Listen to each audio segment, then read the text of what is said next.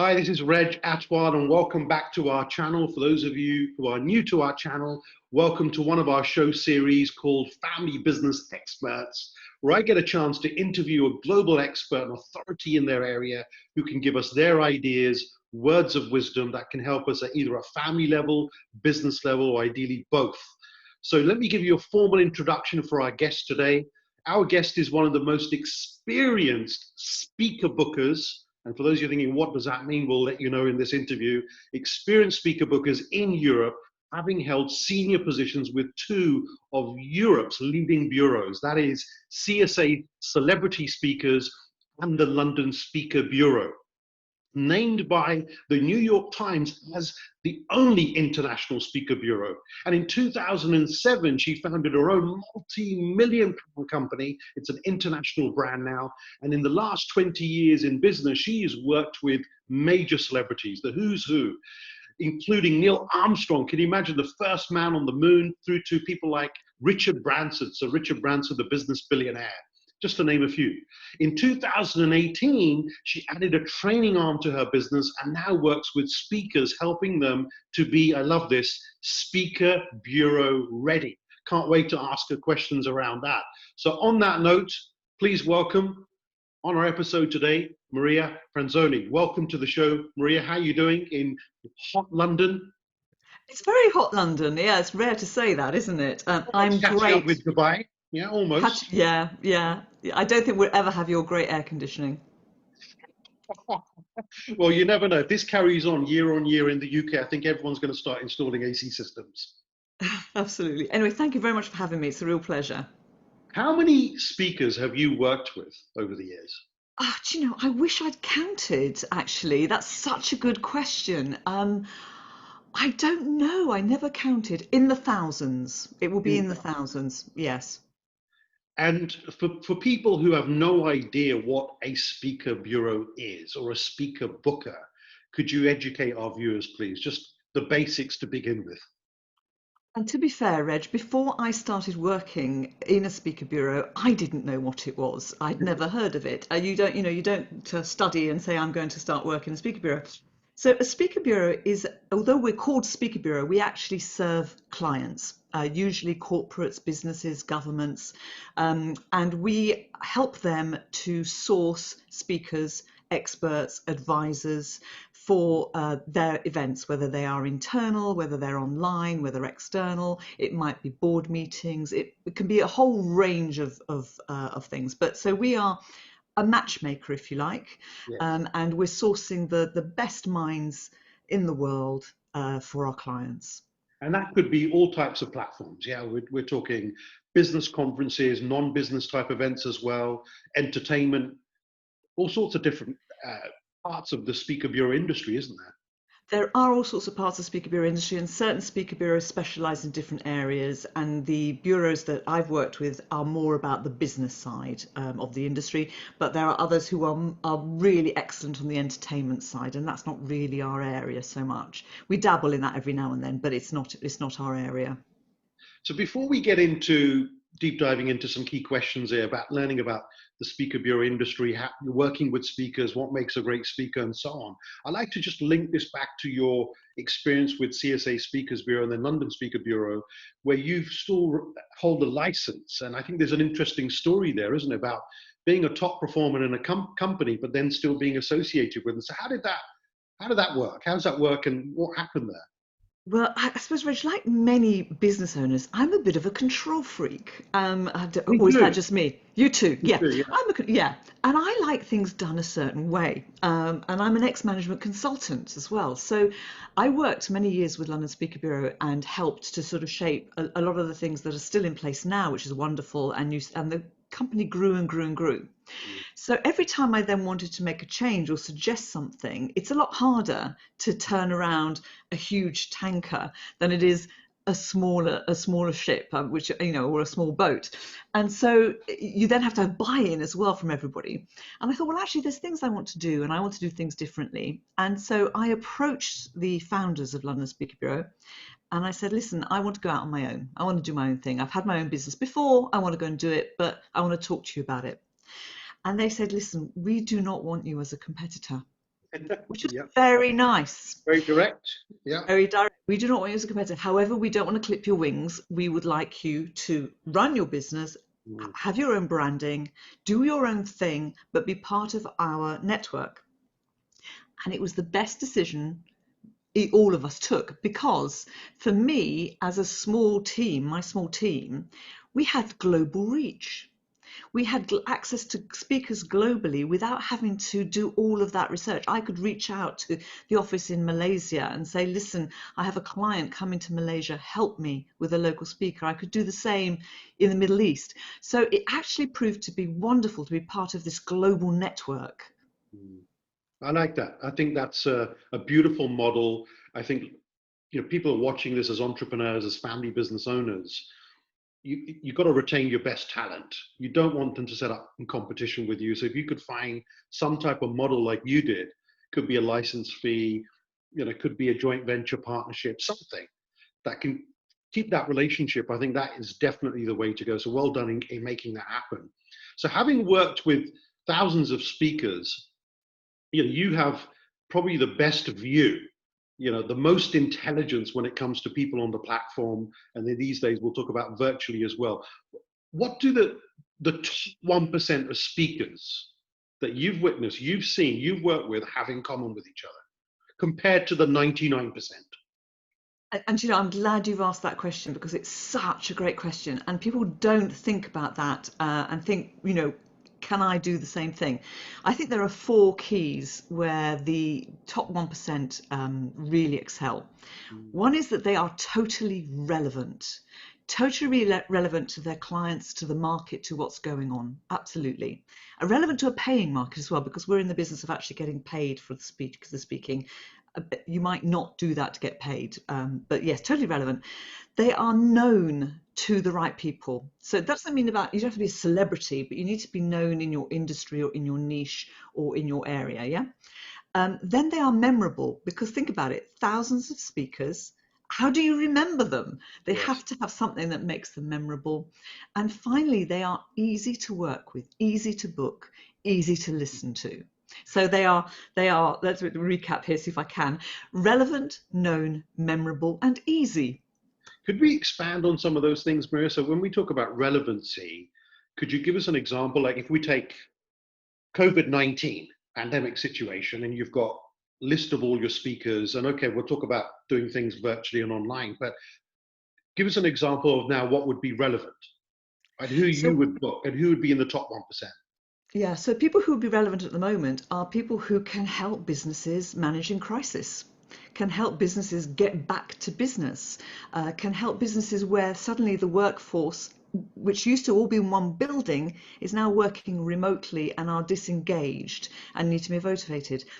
Help in the UK, I don't know if it's the same for you, but we've had a system called furlough, where employees have been allowed to stay at home and be paid to stay at home, and then other employees who've been working and covering whatever work there is.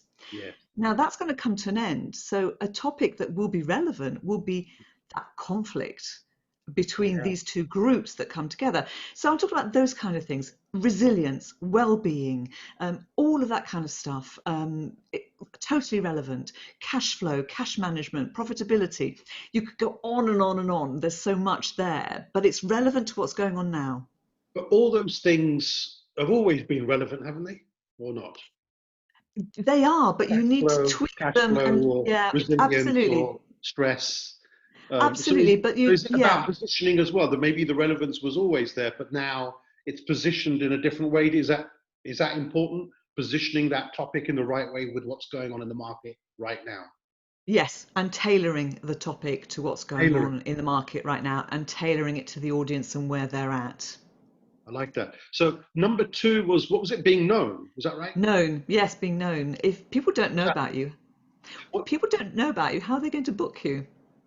Interesting. How are they, So it's not like, oh, someone feels that they know and they approach you and go, hey, can I be on your database, and can you put me out there? It's more the other way around, isn't it? You're looking for people who already have a solid brand, some solid reputation. They've done something significant. People are aware of them. And does that mean they have to have 1 million followers on social media? No, it doesn't. It's not sort of the market that we're in. But for example, if you have just written a book on business and it's really selling well and it's really appropriate and interesting, you'll be known to a certain market, and that makes it much easier to book you. If if you've done something and it's in the media, you're known. You may be known in your industry as an industry expert on that topic. And there's some people who are very well known, who are celebrities and they're globally known, and others who might be known in a niche, and that's absolutely fine. But if you're known, it's much easier to get bookings and to get work. I like that because there is almost like a shallow, wide view of that, of being known. But then, like you said, there could be a niche or a niche within a niche, Mm. and you're number one in that area in the world. Yeah, that could be another way of looking at I love niches within niches. I love it. Same those. here. I think that's the way to go. That's the way to build business models these days. So, assuming you've got that combination, one has to be very good at performing and doing their job on the platform. I mean, you could have the first two and absolutely fail giving a speech.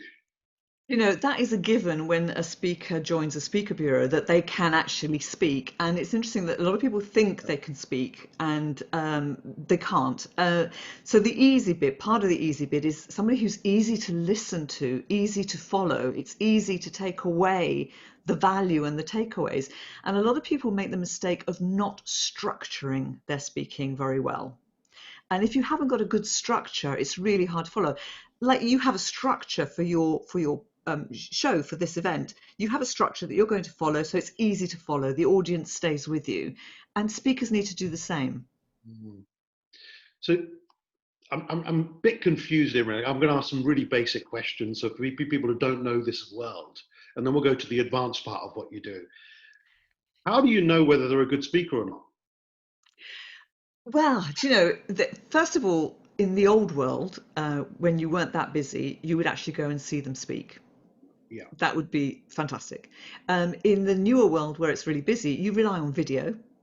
But also you rely on clients. So many of the speakers that I've taken on are speakers that clients have said to me, you've really got to have this speaker on your books because they're really great. Mm. And there will be some speakers who aren't the best performers, but deliver great content and great value. So you mentioned Neil Armstrong. Yeah. Neil Armstrong was a fascinating speaker because he would tailor every word for his presentation. He would take at least 6 weeks preparing a speech, and he didn't do very many of them. And when he did his speeches, he would have them written out word for word, and he would more or less read them as if he was reading a story. Now, Mm. that's not the ideal way to actually deliver a presentation, but Mm. he was so good at crafting the content that you hung on every single word. Now, Mm. does that make him a bad speaker because he would write it out? You could say it does, but it didn't. For him, it worked. So you can't sort of say these are the rules and this is how you do it. It has to work for you and your personality. Yeah. I mean, yeah, I like that because every speaker is unique. They've got like, if we take the other name mentioned in the introduction, so Richard Branson. I've seen him many a times, and the first time I heard him speak, I thought, oh, that was awful. But I'm talking ers and ums and stopping and starting, didn't know where he was going to go, but he had the stories. He had real life stories, real things that he had done in business, and that's what the audience wanted to hear. Well, here's the thing with someone like Richard, actually, and there are other speakers too who have great stories, great wisdom, great value to add. If they aren't great speakers, because not everybody will be, and I'm sorry, Richard, you're still not a great speaker. He is a Sorry, wonderful Richard. Sorry if you're He's a watching. wonderful, wonderful interview. He is one of the best interviewees. He really is fabulous. And so that works really well. So you can turn it round and say, I still want this person's expertise, and you can interview them. And then it's a lovely discussion. Yeah. So let's move on to 2020. Everything changed February, March this year. I can imagine your entire calendar, speaker after speaker, event after event, and then suddenly it's postponed, it's cancelled. Talk us through what happened in your world and how things have changed from being live on the platform in person to the virtual world. Yes, it was interesting. So for us, it started quite early doors because we were working with events in Asia, as I said, that because we had those connections. So it happened pretty early on. And what we didn't realize, I have to be honest, I didn't expect it to become global. I thought it's going to be like SARS, and it will be contained in Asia and it will be fine. And I got that wrong. So do not ever ask me to be a futurist or tell the future. I got that wrong. I You knew really thought, before everybody else, Maria, and you didn't tell us? so I got it wrong. Yeah, absolutely got it wrong. So yeah, so that's what happened there. We started dealing with it early doors, and but when we started then talking to speakers in the UK who were having things postponed, when in reality there hadn't been a situation where governments had said you've got to stop travelling at that point, they were pushing back and saying no, no, no, no, no. I don't think this is the case. It's all going to be fine. Surely, you know. Surely we should have a cancellation fee rather than postpone, etc., etc. But because we were connected to what was going on in Asia and thinking, actually, do you know what? This could be a bigger deal than we thought. And yes, so the whole of the spring and the summer postponed to the autumn. And now some of the autumn is postponing to 2021. Some of it is actually turning virtual. But what has started and started since June, lots of short-term virtual events have come on. Yes. And I mean short term, booked the day before some of them for the next day, because Mm. clients are suddenly thinking, I need to engage my team, I need some help, I need to get them motivated, I need to support them, I need to show that I'm doing something, I need to reconnect. And so they're reaching out. And of course, it's really easy to set up. There's no travel, there's no hotels, there's no logistics involved. It's just, and some of the original videos were a little bit, shall we say, not as high quality as you are today. And so a lot of speakers have had to upgrade their cameras, their sound, their lighting, their look, their backgrounds. Well, it's Yours been a is huge, it's been a huge learning curve, hasn't it, for everybody? But what's interesting, Maria, is this technology has been around for years. mm, Um, I remember using this 2, 3 years ago with someone in the States. Okay, it wasn't perfect, but it was around. It's just suddenly is it like we've had to use it and all learn about these things. But I'm curious to know there'll be many great speakers, the 1% of speakers you're talking about out there who are great live in person, who may not be good virtually. Has that happened? do you know, both ways. Yeah. People who have been not so great on stage have excelled in front of a camera, and people who have been brilliant in front of a camera have hang on, I've got that wrong around. Or you would think, anyway, yes. We get it. Yeah, yeah, Well, we get it. Vice versa, yeah. you get what you Yeah. get what I'm trying to Maybe they get. were really bad in person, but now they're brilliant virtually. Yeah, and those who are really good in person haven't been so good virtually, and others have been, fairly constant throughout. It has been really interesting. And you've also discovered who the people are that embrace technology and those who are really phobic. And I'm sorry, you have to embrace the technology if you want to succeed in this new world. You have to, there's no choice. So I'd like to get your thoughts on the once we shifted to the webinars and online events. It felt for me personally, we've done quite a few, but we noticed numbers started to come down after a couple of months with a lot of these online events, especially public type events where anyone can register. What we found is what's working well is niche, going back to the niche area, niche area where we're only inviting those 50 people or 25 people, 80, 90% are going to turn up, and we know exactly who's going to be speaking, who's conducting the session. But I just wanted to get your thoughts around what's worked, what hasn't worked. Are people a bit, reached the stage of fatigue when it comes to online webinars and conferences? Or do you see this is the way to go? It's going to continue to grow and get better in the future. I'll shut up now because I'd love to get your views on these things. All of the above, really. It's, depending on where you're at. But yes, we've seen that too. There is fatigue. So what we're seeing is, and this is my catchphrase, which I rather like, we're seeing people don't want information, they want implementation. They want to know what they can do.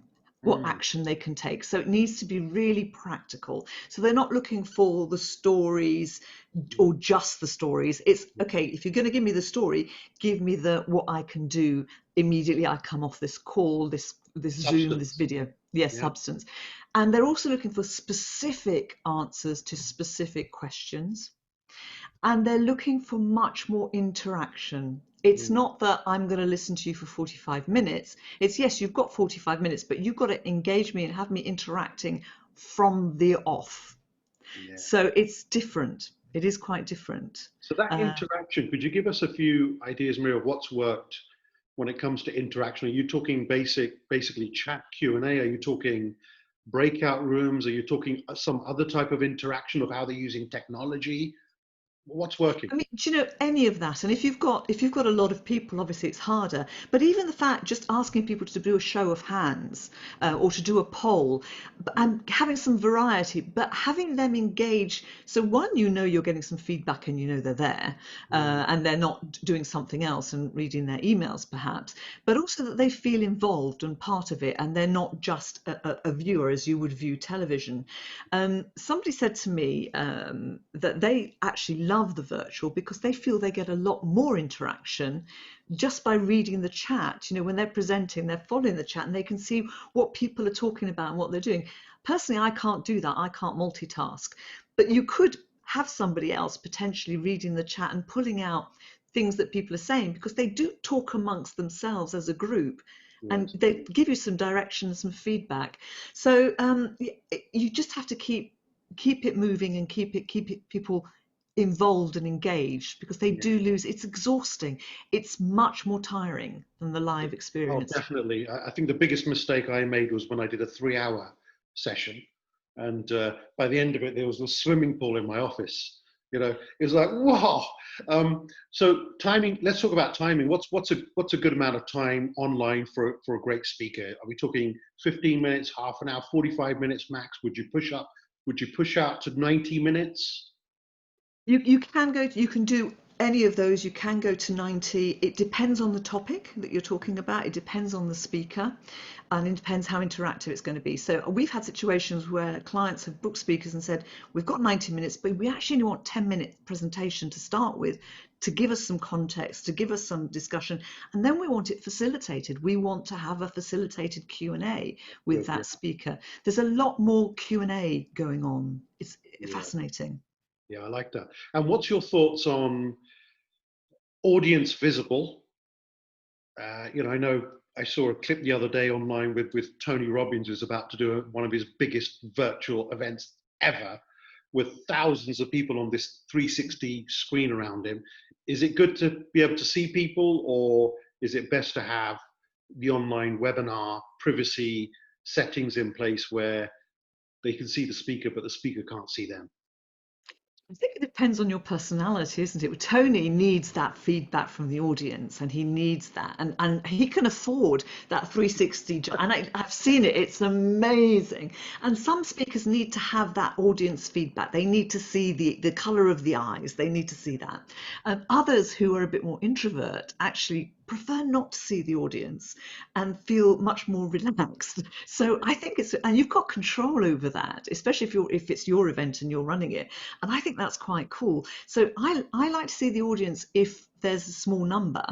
If Mm. there's a huge number, I sort of it's like, oh, it's a bit intimidating. And also if there's a huge number and some of them are sort of on their phone or not, or you're getting up and talking to somebody else, I think, well, why aren't you paying attention to me? Why are you being distracted? So sometimes you don't want to see them. Yeah, we've had that a few with some of our family business forums, and someone's in their garden and they're meant to be, you see them walking around. Switch that video off.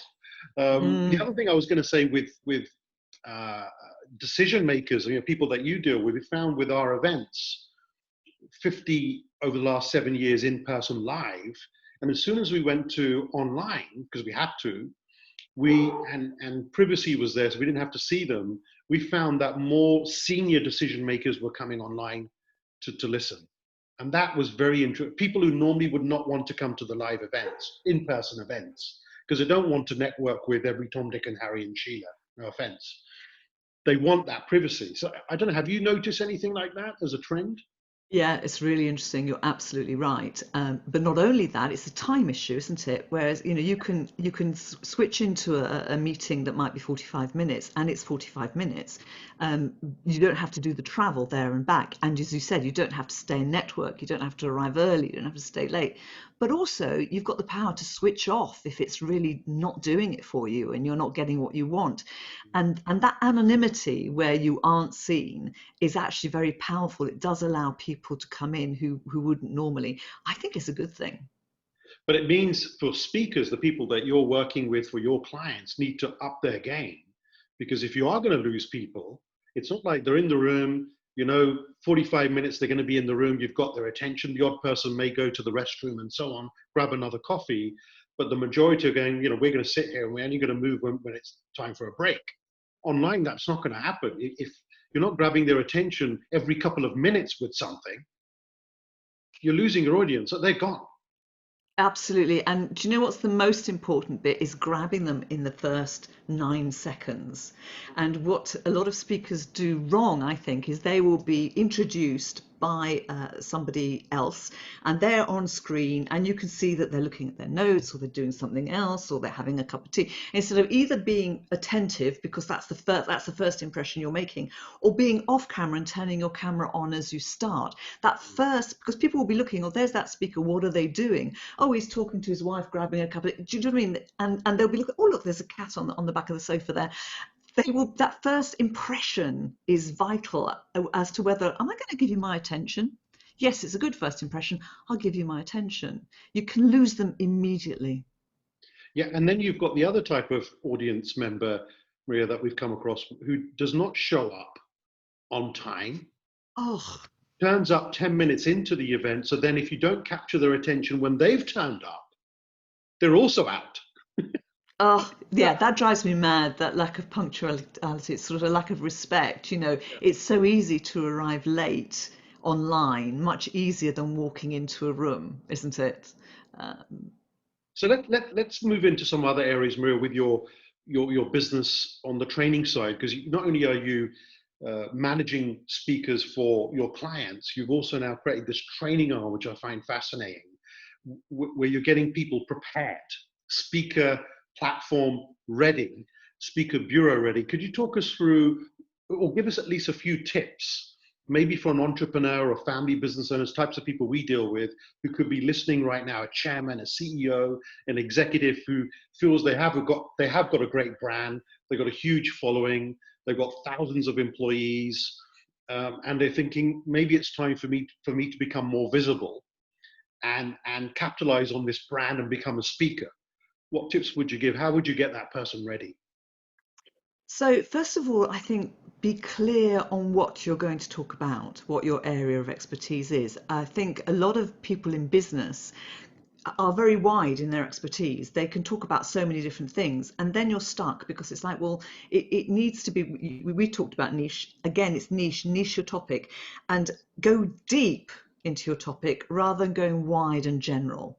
It's much more interesting. And if you do that and you have the courage to do that early on, you can go deeper and deeper and deeper and become more and more expert so that it's completely different to anybody else. You have to differentiate. You have to be clear on what makes you different to everybody else. You can't be the same as everybody else. And who's your competition? What are they doing? What are they charging? Who are they working with? How is your messaging different? Don't try and copy anybody else's style. Be, whatever personality you are off stage, be that personality on stage or online, slightly bigger maybe, but don't be a poor version of somebody else. That's good. Yeah, be yourself. Be authentic. I like that. Yeah, yeah. Yeah. What are the tips? Let's assuming they've got that in place and now they're ready. Some of them may have a fear. They've never really spoken in public in front of large audiences before. We've got someone that we interviewed recently for one of our other shows, Family Business Legacies. Very shy gentleman, chairman of a very large family business. He's a social entrepreneur. Fantastic story. I'm definitely connecting you uh, with him because I think he'll be a great person to groom, because he has the story, he has the brand, but he's very shy. But what he has is wisdom. When the Mm, words come out of his mouth, it's like, wow. mm. It's very very humble, very quiet, and he's upfront to say, "Look, I've got a bit of fear with some of these things." Mm. So do you work on that as well, or you think no, we haven't got time to work on someone's confidence level or fear or being shy? Forget that. Absolutely, we do work on that. And in fact, my colleague Mary works on that, works very much on sort of helping them to structure their content, but also to get over that lack of confidence or fear. But in the early days, to get over that fear, it's about just doing it. But okay, don't do a speech, do the interview, do what Richard does. And what one of our speakers did very cleverly is he appointed his own interviewer. So he would say, I'm happy to be interviewed. I'm a bit shy. I have got expertise, but this is the man who will interview me because he knows me and knows how to ask the questions and knows me inside out and backwards, so therefore can react to me. So the client may be saying, I want to have these questions asked, and the interviewer will know how to put them to him. So that might be a way for him to start, because if he's got great expertise, he's actually doing people a disservice if he's not sharing it, really. That's good. And how important is it? I think when I first was in touch many years ago, working with you and your colleagues at London Speaker Bureau, the encouragement was there to make sure all the content was published. I remember eventually it did come out, right? But how important is it to be an author, be published, get your work in a written format, get it out there? How is that important for a speaker or not? It helps. It helps a great deal. It's probably one of the best calling cards you can have is a book. If it's a good book, don't write a bad book. If you write a good book like you have, it's a great calling card, and it's really easy. And it's something wonderful that you can send to a client as well, as a gift. But also it's makes you an authority. You're an author. You've written a book. You're an author. You're an authority. Well, how about mistakes, Maria? Let's touch on briefly with the time we've got. A couple of other questions I've got for you, but what about mistake? What's the biggest mistakes you've ever witnessed with speakers, whether they're in the 1% or not in the 1%? But Oh goodness. if we could create footage for this, it would go viral. Right? What are Okay. some of those The, mistakes? the biggest mistake is having an ego. Mhm. An ego where you are either you will not listen, you won't be flexible, you're bigger than, you're more important than everybody else. No, you're not. You're there to serve the client. You're there to deliver for the client. So having an ego is awful, and not not being authentic. So you're talking about empowering people, and yet you're being rude to the client staff. That's all. That doesn't happen very often. That's a big one. It doesn't happen very often. So the big mistakes are, I suppose, not having the basics in place. Not having, for a bureau, from a bureau's point of view, not having a well-written profile, not being totally clear on what the topics are that you talk about, what the takeaways are, not having video. For us, video is really important, unless you are Richard Branson, Simon Sinek, Tony Robbins. Don't need video. People will book those guys. But if you're not as known, you do need to have some kind of video. And the hardest thing for me is to know, where do you fit? If I don't know where you fit, I don't know when to actually recommend you. Mm. So that in a way, they've got to make it easier for you as well, not make it more Have difficult. to make it easy, have to make it easy, absolutely, in everything. You've got to, if I come to you and say I've got a possible event for you, you've got to tell me if we're available super fast, because clients want to know now. And if you don't respond, I'll go to the next person on the list. And the client will then probably take 3 weeks to make a decision, but they want to know today if you're available or not. And that's another thing. So you've got to have everything in place so that you are really easy to work with. I like that. So let's talk more about your business. I mean, if someone's watching this now, running a big company or thinking about an event, whether it's virtual or in person, and thinking, well, why do I need a speaker through a bureau? I've got Google, I've got the internet, I can find these people. Um, can you talk us through why your business is so important for the clients? Why do they need you? You're absolutely right. Google, and you know what? Google's been around for a long time, but speaker bureaus, there've been more and more and more over the years. So, okay, there's two things that speaker bureaus do. One is we save you a ton of time. because going through and Googling and checking and trying to find out and what's your fee and how do I get hold of you and do you speak, and I save you lots of time, and people are always time poor. And the second thing is we take the risk away Mhm. because we've checked out the speakers. We know what they can and cannot do. And if you say to me, Maria, I want a speaker on this topic and this is what I want to deliver, and I want that person, I can say, actually, that's not the right person for that topic. You're not going to get the objective, you're not going to get the result. All we do day in, day out is work with speakers. So we know our subject. We have niched. We have niched in that part of the world. So we can take away the risks involved in getting it wrong. So we'll make you look good and have a good result, and we'll save you a lot of time. Yeah, I like that. And then how does a client, everything's a cost, okay? There's a fee involved, whether it's dealing with someone at £5,000 or $5,000 or dealing with someone at, I'm sure there's some top end people at over 100,000, okay, out there. Some at a million, some at a Yeah, million. 1 million, wow. So how does a client or event organizer look at that fee and think that's worth it? I've got a return on investment. We're talking earlier on about relevancy in today's market. How do you package that? How do you show them that they're going to get return on investment by paying X for this type of speaker? I'm curious to know how it works in your world. Yeah. So for example, you're running a business and you've got a problem and you want somebody to come in and help you.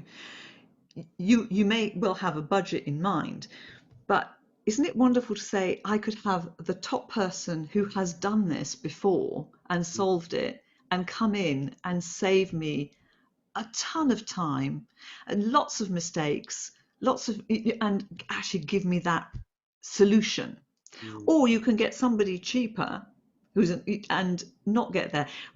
Was it Red Adair who said, you might think a professional is expensive, but try working with an amateur. Look at the Yeah. cost of an amateur. Um, it's absolutely true. If you want to get a solution to a problem, if you've genuinely got a problem, you want to go to the best. Absolutely, the best that you can afford. And I think one of the key things you've mentioned earlier there is it's not really about speakers. You're talking about experts, authorities in their particular area. They're the ones who are going to make you money or save you money. We're not talking just inspiration and motivation here. It goes back to what you said about relevancy or cash flow or growing your business. If you've got an expert, that's definitely going to help you. But at the same time, you may have 1,000 people in a room that need inspiration. So equally, someone else delivering a keynote speech and inspires people in those 20 minutes could be enough to shift that audience to what the Absolutely. organizer wants to create from that event. Absolutely. It depends exactly on the objective of the event. And there are times where you want to have a big name or somebody that people admire to get bums on seats. In the old days when we used to have conferences and Yeah. people used to attend them, and you want them all to turn up on time at 9 o'clock, if you put a certain name on that stage that audience recognizes and knows, they're going to be there waiting, sitting there. You're not going to have a problem. And the same goes for if you want to have them stay to the end and it's a 3-day conference. And so you might have an incredibly well-known or motivational or inspirational speaker at the end in order to have them stay. So it's always about what is the objective, what is the event, what type of event. So it's not a sort of black and white answer. It's sort of several shades of grey. Of course, we haven't got those big events at the moment, and I don't see them coming back for quite some time. Mm. Well, I recently had a booking come through for 1st of May next year. So Good. that's when people are planning, into next year now for their live in-person events, which is unbelievable. Yeah. There's others in the frame for this year, but I see they've been postponed already and a new date set, but I reckon they'll be postponed again because of these Yeah. spikes that are going on with COVID-19 right Yes. now. Yes. Yeah. And people are saying until there's a vaccine. It's actually if there's a vaccine, we might have to find another way of living and working if we don't have a vaccine. So what will be that new normal, new way of operating for your business now, working with experts, speakers, and your clients? Let's say these spikes continue up and down, vaccine gets delayed. How are you looking at your business now for the future? What's the model? So in reality, nothing has changed for us apart from the delivery method. Mhm. So you're still delivering expertise, solutions, advice. It's just a different format. It's just not live anymore. So what's changed is that we've got to get speakers up to speed in how do you take what you used to do on stage and live, how do you put it into a virtual format and adjust, because it is a different way of presenting. It absolutely is. So that doesn't change. What makes it easier for us is there's no logistics, so that cuts out a whole lot of work, a whole lot of cost for clients. And I mean, many people are saying, well, have clients got the budgets? They're not spending on venues, they're not spending on catering anymore, they're not spending on so many things, they're not spending on entertainment anymore. So suddenly, actually, the budget that they used to have can go a lot further. And Definitely. speakers aren't having to travel. So a speaker who normally, because they're based in Australia or the US, to come to Europe, it would take them several days and therefore their fee would be higher. They're now doing it from their home or a studio nearby. So now you're paying them the local rates. So actually, it's interesting in that respect that you can now afford a speaker who normally you wouldn't be able to, because you'd have to pay him 3 times his fee to come over from Australia. But actually now you don't. Now you pay him his local fee. He still gets paid his local fee, or she gets paid her local fee. And you've made some savings. No travel, no hotel, local fee. You've got somebody much higher level than you would probably have had before. Yeah, I get that. What about the experience though? How important is it? Okay, everything goes virtual, everything's virtual. There's still live events, but virtual. And like we're doing now, we can see our faces on the screen. This is pretty much our platform. We're communicating different form of delivery, but I'm not moving around. I haven't got Tony Robbins 360-degree screens around me. But do you see that as a trend? Do you feel speakers are going to start adding more and more tech? Studios are going to start to change things, all these gadgets. Is that where it's going? I think some speakers would do that because it suits them. Others, it won't suit their style or their personality. And I think it's great those that do embrace it, because then the client has a choice. I also think that speakers should actually just find a local studio to them. They don't have to do it themselves. I mean, I've set up an entire studio upstairs in my upstairs, because I want to embrace the technology. Not everybody does. But if you could hire a studio and go there and hire a team, again, all social distance, if we're still doing social distancing, and do it. But I think it's a really great thing to do because you differentiate yourself. Not every speaker is going to do that. And so, actually, I want a speaker who's just going to sit and talk to me. I want a speaker who's going to use flip charts. I want a speaker who's going to use all the tech. The client has the choice of what they want. Yeah, brilliant. Well, I think we're almost out of time. I really appreciate you doing this, Maria. For those of you still watching, go down to the description area. You'll get all the details on Maria's company, on the training side as well. Also, she's got fantastic podcasts interviewing really good guests as well. So you've got to watch some of those, listen to them online. We'll make sure all the details are below. Hit the like button, helps with the algorithm, pushes the video out, and don't forget to subscribe to the channel if you're not a subscriber. And Maria, thank you very much for your time. And I always like to squeeze one last thing out for my guests. I always say to people that with our wisdom, with our experience in life, there's things that we know that we know, and there's things that we know that we don't know. Okay, we've never been there. It's not in our domain. So when it comes to the speaking business, what's one thing you can leave us with that you know that you know? What would that be? Oh my goodness. I know the speaking industry and speaker bureaus. I know how speaker bureaus get bookings and run their speaking businesses. And Yeah, on that note, people are going to have to contact Maria to find out more about that one. Maria, thank you very much. Appreciate it. We'll do this again soon. Bye for now. super. Thank you.